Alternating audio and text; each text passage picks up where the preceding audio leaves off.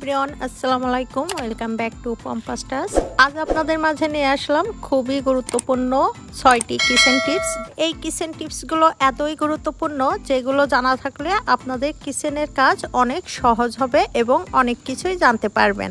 Tips number 1, প্রথমে দেখাবো পেঁয়াজের খোসা খুব সহজে কিভাবে ছাড়াতে পারবেন কোনো রকম ছুরি বটি ছাড়াই। পেঁয়াজের খোসা ছাড়ানো কিন্তু খুবই কষ্টকর আর ঝামেলার কাজ। আর যখন পেঁয়াজের খোসা ছাড়ানো হয় তখন কিন্তু চোখ দিয়ে অনেক পানি বের হয়, কেননা পেঁয়াজে অনেক ঝাঁঝালো। পেঁয়াজের খোসা ছাড়ানোর জন্য এখানে একটি বলে পানি নিয়েছি আর এখানে দিয়ে দিব 1 টেবিল চামচ বেকিং সোডা। দেখতে পাচ্ছেন এখানে পানি আর বেকিং সোডা একসাথে খুব ভালোভাবে মিক্স করতে হবে। এরপর যেটি করবেন, পেঁয়াজটি এই পানির মধ্যে আধা ঘন্টার মতো ভিজিয়ে রাখবেন। আর এমনভাবে ভিজে রাখবেন পানিটি যেন পেঁয়াজটি একদম ডুবে থাকে। কিছুক্ষণ এইভাবে ভিজিয়ে রাখবেন। যখন আপনারা মনে করবেন রান্না করবেন অনেকগুলো পেঁয়াজ, তখন এভাবে ভিজে কিছুক্ষণ রেখে দেবেন। দেখবেন পানিতে রং বদল হয়ে গেছে। আর এই যখন দেখবেন পানির রং বদল হয়ে গেছে আর খোসাগুলো নরম হয়ে এসেছে, তখন হাত দিয়ে একটু কচলালেই কিন্তু দেখবেন পেঁয়াজের খোসা খুব সহজেই রিমুভ হয়ে আসছে। দেখতেই পাচ্ছেন এখানে পেঁয়াজের খোসাগুলো কি সুন্দরভাবে উঠে আসছে। আর এইভাবে প্রত্যেকটি পেঁয়াজের খোসা কিন্তু খুব সহজভাবে হাত দিয়ে কচলিয়ে ছাড়িয়ে নিতে পারবেন। এখানে কোনো বটি ছুরি কিছুই লাগছে না পেঁয়াজ ছাড়ানোর জন্য, আর চোখে ঝাঁঝালো লাগছে না, কেননা পেঁয়াজটি এত সময় ধরে পানির মধ্যে ভিজে ছিল, এই জন্য ঝাঁঝালোগুলো চলে গেছে। বন্ধুরা, আশা করছি পেঁয়াজের খোসা ছাড়ানোর এই টিপসটি আপনাদের ভালো লেগেছে এবং উপকারে আসবে। আর এইভাবে অনেকগুলো পেঁয়াজ একসাথে খোসা ছাড়াতে পারবেন। টিপস নাম্বার 2, অনেক সময় দেখা যায় মাংস রান্না করতে করতে অনেক সময় লেগে যায় আর মাংস সিদ্ধ হতে চায় না। এতে করে কিন্তু সময়ও অনেক নষ্ট হয় এবং গ্যাসেরও অপচয় হয়। মাংস তাড়াতাড়ি সিদ্ধ করার জন্য যেটি করবেন, এখানে আমি একটি কাঁচা পেঁপে নিয়েছি। কাঁচা পেঁপে অল্প একটু টুকরা ব্লেন্ড করে নিয়েছি। আপনারা পাটায়ও বেটে নিতে পারেন। আর কাঁচা পেঁপেটি কিন্তু খোসা সহই ব্লেন্ড করে নিতে হবে। এখানে 1 টেবিল চামচ পরিমাণ পেঁপে পেস্ট আছে। আপনাদের যতগুলোই মাংস রান্না করুন না কেন 1 টেবিল চামচ পরিমাণ দিয়ে দিবেন। দেখবেন খুব তাড়াতাড়ি মাংস সিদ্ধ হয়ে গেছে। বন্ধুরা, আশা করছি আমার এই টিপসটিও আপনাদের ভালো লেগেছে এবং উপকারে আসবে। টিপস নাম্বার 3, মাছ রান্না করার সময় দেখা যায় অনেক সময় মাছের থেকে মাছের একটা আষ্টে দুর্গন্ধ বাইর হয়। এজন্য কিন্তু অনেকেই মাছ খেতে চায় না।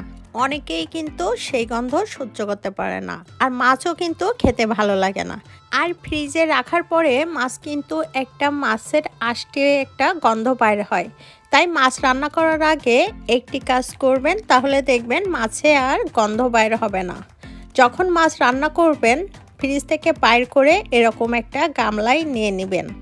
আর এখানে 1 টেবিল চামচ লবণ দিয়ে দিবেন। এরকম 1 টেবিল চামচ লবণ দিয়ে খুব ভালোভাবে মাছটি মাখিয়ে নেবেন। এরপরে যা করবেন, পানি দিয়ে আধা ঘন্টার মতো রান্না করার আগে ভিজিয়ে রাখবেন। দেখবেন মাছ থেকে সমস্ত আষ্টে গন্ধ এবং মাছের থেকে যে একটা দুর্গন্ধ বাইর হয়, মাছের যে গন্ধটা চলে যাবে। আর মাছও কিন্তু দ্বিগুণ স্বাদ বেড়ে যাবে। কথাই আছে, মাছ যতই ধুবেন ততই মিঠা, আর মাংস যতই ধুবেন ততই সিঠা। তাই মাছ যতই পানিতে ভিজে রাখুন না কেন ততই মাছের গন্ধ চলে যাবে আর মাছের টেস্টটাও দ্বিগুণ বেড়ে যাবে। তো বন্ধুরা, আশা করছি আমার এই টিপসটিও আপনাদের ভালো লেগেছে এবং উপকারে আসবে। টিপস নাম্বার 4, বাসায় মেহমান আসলে অথবা অনুষ্ঠান হলে আমাদের কিন্তু আদা রসুনের ব্যবহার বেড়ে যায়। আর এই আদা আর রসুন ছেলাটা কিন্তু একটা কষ্টের আর ঝামেলার কাজ। তাই যদি অনেকগুলো রসুন একসাথে ছিলে খোসা ছাড়িয়ে যদি ফ্রিজে রাখা হয় ব্লেন্ডার করে অথবা সংরক্ষণ করে, তাহলে কিন্তু আমাদের কাজটা অনেক সহজ হয়ে যায়। দেখতে পাচ্ছেন এখানে অনেকগুলো রসুন আমি আস্ত ছাড়িয়ে নিয়েছি। এখন এই অনেকগুলো রসুন একসাথে খোসা ছাড়াবেন কিভাবে সেই টিপসটি আপনাদের দিব। এখানে অনেকগুলো রসুন একসাথে আগে কোয়াগুলো আলাদা করে নেবেন। আর এইভাবে একটা বড় গামলার মধ্যে পানি নিয়ে এইভাবে 1 ঘন্টার মতো ভিজিয়ে রাখবেন। 1 ঘন্টা পর দেখবেন যখন এই রসুনের খোসাগুলো নরম হয়ে গেছে, তখন এরকম হাত দিয়ে কষলিয়ে খোসাগুলো ছাড়ানোর চেষ্টা করবেন। দেখবেন রসুনের খোসা অনেক পাতলা হওয়ার কারণে এগুলো কিন্তু খুব সহজে ছাড়িয়ে যাবে। কিছুক্ষণ কষলানোর পর দেখবেন খোসাগুলো আলাদা হয়ে গেছে। তো এইভাবে আপনারা অনেকগুলো রসুন একসাথে পানিতে ভিজিয়ে খোসাগুলো কষলিয়ে ছাড়িয়ে নেবেন। দেখবেন কাজগুলো অনেক সহজ হয়ে গেছে। এরপরে পানির থেকে কোয়াগুলো আলাদা করে নিয়ে পরিষ্কার করে ধুয়ে নেবেন। এভাবে আপনারা কিন্তু রসুন সংরক্ষণ করতে পারবেন। তো বন্ধুরা, আশা করছি আমার এই টিপসটিও আপনাদের কাজে লাগবে।